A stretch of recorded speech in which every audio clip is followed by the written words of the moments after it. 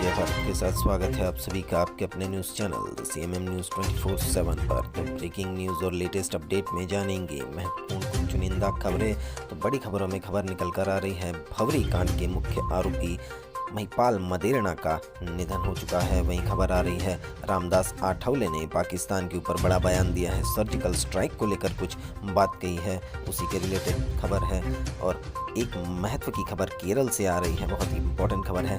केरल की तरफ खाड़ी के प्रेशर के कारण अभी भारी बारिश की संभावना है। मध्य प्रदेश में भी इसी के कारण भारी बारिश की संभावना हो सकती है कुछ कुछ इलाकों में। उसी के साथ खबर आ रही है, पेट्रोल डीजल के भाव फिर से बढ़ चुके हैं। दिल्ली में पेट्रोल डीजल के भाव बढ़ने की खबर आ रही है। उसी के साथ जानेंगे, मध्य प्रदेश में भी बारिश के आसार हैं बंगाल की खाड़ी में प्रेशर के कारण। तो सारी की सारी खबरें बहुत ही महत्वपूर्ण और चुनिंदा है, तो बने रहिए वीडियो के एंड तक ताकि आपकी कोई भी न्यूज़ अपडेट मिस ना हो। हेलो दोस्तों, आज तारीख हो चुकी है 17 अक्टूबर 2021 और दिन हो चुका है रविवार। तो आज की पहली बड़ी खबर में है कि आज है अंतर्राष्ट्रीय गरीबी उन्मूलन दिवस, मतलब international day for the eradication of poverty. तो विश्व गरीबी उन्मूलन दिवस से आज अंतर्राष्ट्रीय गरीबी उन्मूलन दिवस क्या है जानेंगे।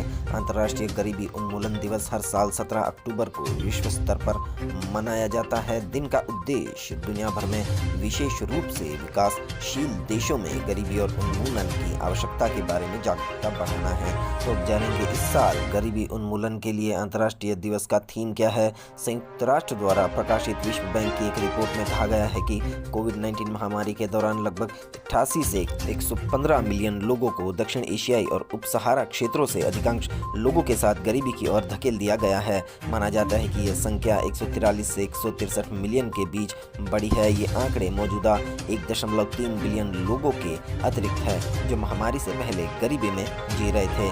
आगे बढ़ने का तात्पर्य ये नहीं है केवल सुनिश्चित किया जाता है कि कोई भी पीछे न छूटे, बल्कि लोगों को निर्णय लेने की प्रक्रिया में सक्रिय भागीदार बनने के लिए प्रोत्साहित करें। आगे बढ़ने का मतलब है कि भेदभाव के वे सभी ढांचे जो लोगों को किनारे से धकेलते हैं उन्हें खत्म कर दिया जाता है। प्रकृति के साथ संबंधों को फिर से परिभाषित किया जाता है। एक ऐसी व्यवस्था बनाई जाती है जो उन नैतिक और कानूनी ढांचे को महत्व देती है जो मानव गरिमा सुनिश्चित करती है। तो ये सब थीम के पॉइंट्स है, क्या क्या बताए गए हैं गरीबी उन्मूलन दिवस के ऊपर। तो करंट अफेयर्स के लिए बहुत ही बढ़िया खबर है आपके लिए। बढ़ते अगली खबर की और अगली खबर में है, केरल में आज भारी बारिश का अलर्ट, 12 जिलों में खतरा, अब तक 6 की मौत, 1 दर्जन लापता।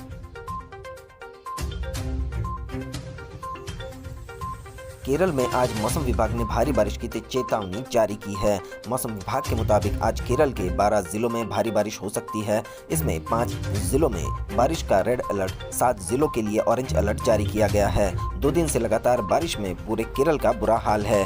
केरल की सभी नदियां खतरे के निशान से ऊपर बह रही है। केरल के अलग अलग इलाकों से जो बाढ़ की तस्वीर आ रही है वो हैरान करने वाली है। तो केरल में भारी बारिश की संभावना भी जताई जा रही है। बढ़ते अगली खबर की और अगली खबर में है, पेट्रोल डीजल के प्राइसेस। दिल्ली में पेट्रोल 106 के करीब, मुंबई में 111 के पार।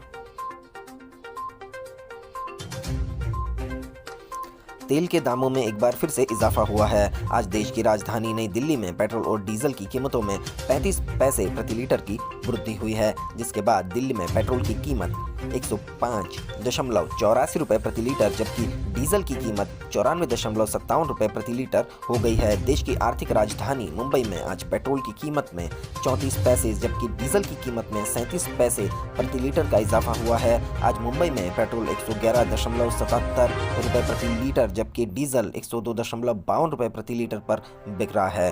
बढ़ती अगली खबर की और अगली खबर में, पाकिस्तान पर फिर सर्जिकल स्ट्राइक करने की जरूरत, रामदास आठवले का बयान।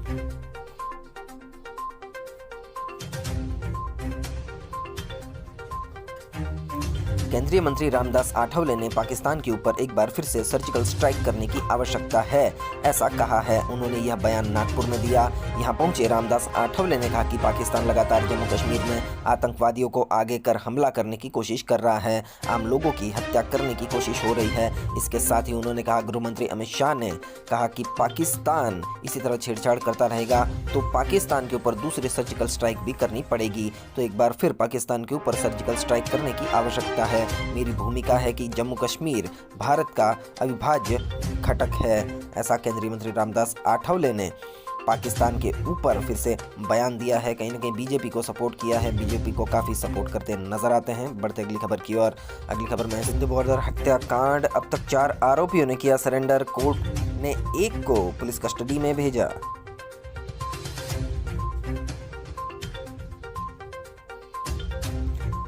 सिंघू बॉर्डर पर किसानों के आंदोलन स्थल पर बने मंच के पास हुई दलित शख्स बलवीर सिंह की हत्या के मामले में शनिवार को 3 आरोपियों ने सरेंडर किया। इन तीनों सहित अब तक 4 आरोपी सरेंडर हो चुके हैं। एक आरोपी निहंग सरबजीत सिंह ने शुक्रवार को सरेंडर किया था, जिसे शनिवार को कोर्ट में पेश किया गया और कोर्ट ने उस 7 दिन की पुलिस कस्टडी में उसे भेज दिया। इसके बाद अब सिंघू बॉर्डर पर हुई दलित शख्स की हत्या के मामले में शनिवार को कुल 3 आरोपियों ने सरेंडर किया है, जिनके नाम नारायण सिंह, भगवंत सिंह और गोविंद सिंह हैं। ये भी निहंग है। बढ़ते अगली खबर की ओर। अगली खबर में है पवार ने फडणवीस को दिया जवाब, कहा उद्धव को मुख्यमंत्री बनाने के लिए मैंने जोर दिया था।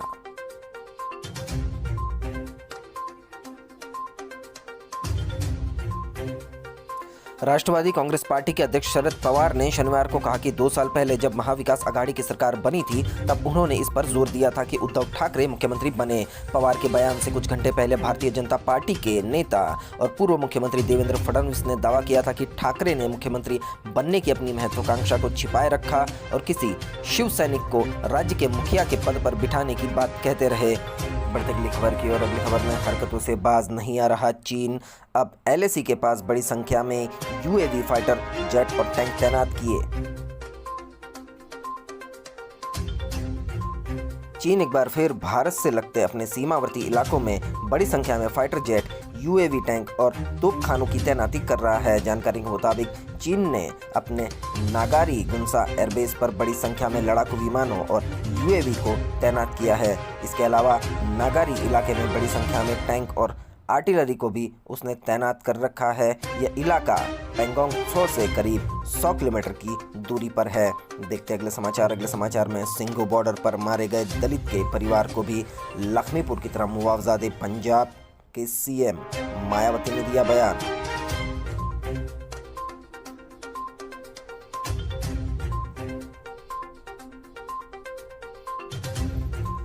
बहुजन समाज पार्टी की सुप्रीमो मायावती ने दिल्ली के सिंघू बॉर्डर पर पंजाब के एक दलित युवक की गई नृशंस हत्या को अति दुखद और शर्मनाक बताया है। मायावती ने साथ ही पंजाब के मुख्यमंत्री चरणजीत सिंह चन्नी से मृतक के परिजनों को लखीमपुर खीरी की तरह 50 लाख रुपए की आर्थिक मदद एवं सरकारी नौकरी देने की मांग की। आपको बता दें कि दिल्ली हरियाणा की सीमा पर किसानों के कुंडली स्थित प्रदर्शन स्थल के नजदीक एक दलित मजदूर की पीट कर हत्या कर दी गई थी और उसका हाथ काट दिया गया था।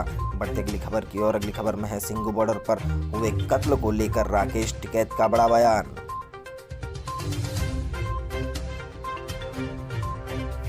देश की राजधानी नई दिल्ली और हरियाणा की सीमा सिंघू बॉर्डर पर चल रहे प्रदर्शन में तरनतारन के दलित युवक की हत्या के बाद आज किसान नेता राकेश टिकैत का भी बड़ा बयान सामने आया है। राकेश टिकैत ने इस घटना को पूरी तरह से गलत बताया है। उन्होंने न्यूज़ एजेंसी ANI से बातचीत में कहा कि जो भी हुआ है वो पूर्ण रूप से गलत है। उन्होंने कहा कि किसी ने किसी को मार दिया और बादल में पुलिस ने अपराधी को गिरफ्तार कर लिया, अब ये जांच का विषय है। राकेश टिकैत ने कहा किसी आदमी ने उसकी हत्या की, उसने अपना कबूल कर लिया, पुलिस ने उसको गिरफ्तार कर लिया, अब जांच होती रहेगी क्योंकि ये जांच का विषय है। तो बड़ा ही गोलमोल सा बयान दिया है किसान नेता राकेश टिकैत ने, अपने आप को रोका है दलित मुद्दे पर बोलने के लिए। बढ़ते अगली खबर की ओर। अगली खबर में है पुलवामा के पंपोर एनकाउंटर में लश्कर का टॉप कमांडर उमर मुश्ताक मारा गया।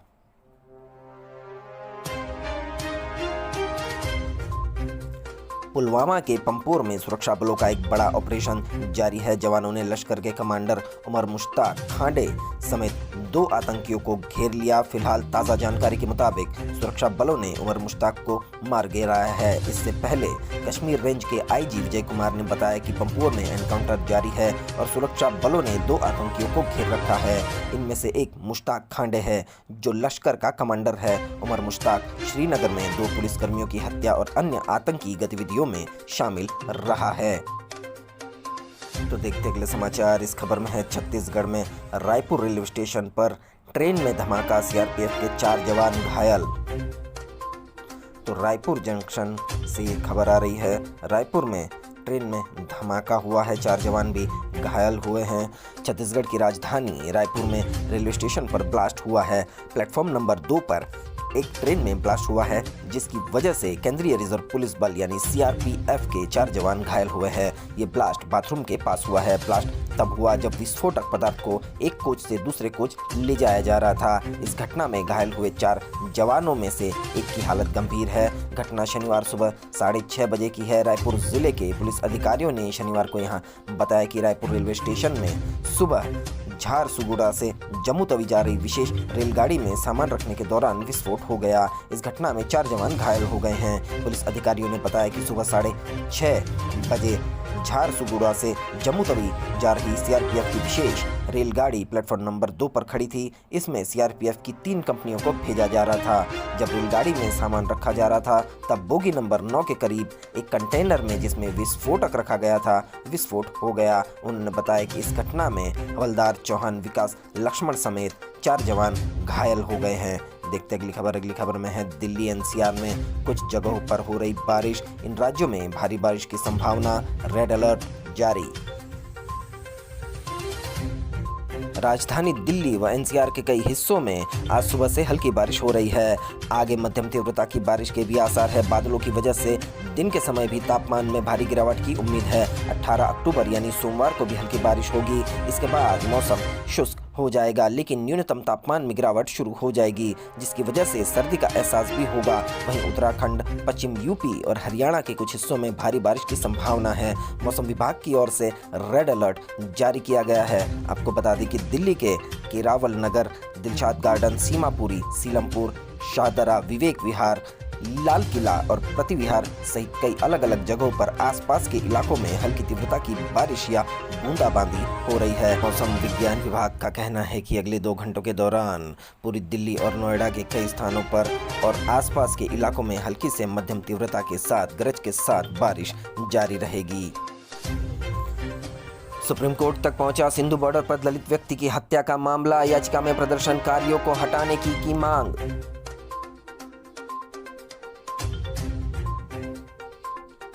सिंधु बॉर्डर पर किसानों के प्रदर्शन स्थल पर दलित व्यक्ति की हत्या के बाद सुप्रीम कोर्ट में एक याचिका दाखिल की गई। इस याचिका में दलित व्यक्ति की हत्या का जिक्र करते हुए शीर्ष अदालत से उस लंबित जनहित याचिका पर तत्काल सुनवाई करने की गुजारिश की गई है, जिसमें दिल्ली की सीमाओं से प्रदर्शनकारियों को हटाने की गुहार लगाई गई है। याचिका में दलील दी गई है कि भाषण और अभिव्यक्ति की आज़ादी जीने के अधिकार से ऊपर नहीं हो सकती। स्वाति गोयल और संजीव नेवार ने वकील शशांक शेखर झा के जरिए अपनी लंबित जनहित याचिका में यह अंतरिम याचिका दाखिल की है, जिसमें कहा गया है कि यदि प्रदर्शन को ऐसे ही चलते रहने दिया गया तो देश के बड़े पैमाने पर नुकसान होगा। देश में याचिका में केंद्र सरकार को राज्यों और केंद्र शासित प्रदेशों से सभी तरह के प्रदर्शन को रोकने और महामारी खत्म होने तक ऐसे प्रदर्शनों को इजाजत नहीं देने को देकर दिशा निर्देश का अनुरोध किया गया है। बढ़ते अगली खबर की ओर। अगली खबर में है भौरी केस के मुख्य आरोपी महिपाल मदेरणा का निधन। पूर्व मंत्री को था कैंसर, आज सुबह आखिरी सांस ली। पैतृक गांव में होगा अंतिम संस्कार। भौरी कांड के मुख्य आरोपी महिपाल मदेरणा अब इस दुनिया में नहीं रहे, उनका निधन हो चुका है। भौरी देवी अपहरण एवं हत्याकांड के मुख्य आरोपी पूर्व मंत्री महिपाल मदेरणा का रविवार सुबह को निधन हो गया। उन्होंने जोधपुर स्थित अपने निवास पर सुबह 7:44 पर आखिरी सांस ली। पारिवारिक सूत्रों के अनुसार उनकी अंतिम यात्रा जोधपुर स्थित निवास से शुरू होकर पैतृक गांव चाड़ी के लिए जाएगी। वहां शाम करीब 4 बजे उनका अंतिम संस्कार होगा। महिपाल मदेरणा का अंतिम संस्कार उनके पिता पूर्व विधानसभा अध्यक्ष स्वर्गीय परशुराम मदेरणा की समाधि के पास किया जाएगा। बढ़ते अगली खबर की ओर। तो इस खबर में है देश की समुद्री सुरक्षा की व्यापक समीक्षा करेंगे नौसेना के कमांडर। सोमवार से 5 दिवसीय सम्मेलन होगा शुरू। भारतीय नौसेना के शीर्ष कमांडर सोमवार 18 अक्टूबर से शुरू होने जा रहे 5 दिवसीय सम्मेलन में हिंद महासागर क्षेत्र में संपूर्ण सुरक्षा स्थिति सहित देश की समुद्री सुरक्षा की व्यापक समीक्षा करेंगे। अधिकारियों ने शनिवार को बताया कि chief of defence staff general Bipin Rawat, थल सेना प्रमुख जनरल MM नरवणे और वायुसेना प्रमुख VR चौधरी कई मुद्दों पर नौसेना के कमांडरों से बातचीत करेंगे। उभरते क्षेत्रीय सुरक्षा परिदृश्य के मद्देनजर तीनों सेना के अंगों में तालमेल बढ़ाना भी इसमें शामिल है। नौसेना प्रवक्ता विवेक माधवाल ने कहा कि क्षेत्र में तेजी से बदलते भू रणनीतिक स्थिति के चलते इस सम्मेलन का काफी महत्व है। उन्होंने कहा कि यह चर्चा करने, निर्देश देने और अत्यधिक महत्व के मुद्दों पर फैसला करने के लिए एक संस्थागत मंच है जो नौसेना के भविष्य के कामकाज को आकार देगा। हिंद महासागर में चीन की बढ़ती घुसपैठ और रणनीतिक रूप से महत्वपूर्ण क्षेत्र में नौसेना के वर्चस्व को कायम रखने पर भी चर्चा होने की उम्मीद है। तो इसी के साथ आज के बुलेटिन महत्वपूर्ण चुनिंदा खबरें यहीं समाप्त होती है। वीडियो को पूरा देखने के लिए आप सभी का बहुत बहुत धन्यवाद। देश और दुनिया की खबरों के लिए सब्सक्राइब कीजिए द CMM न्यूज़ 24/7 को और बेल आइकन को भी प्रेस कर दीजिए ताकि हर रोज़ की न्यूज़ अपडेट की नोटिफिकेशन आपको मिल जाए। आपका दिन खुशनुमा रहे।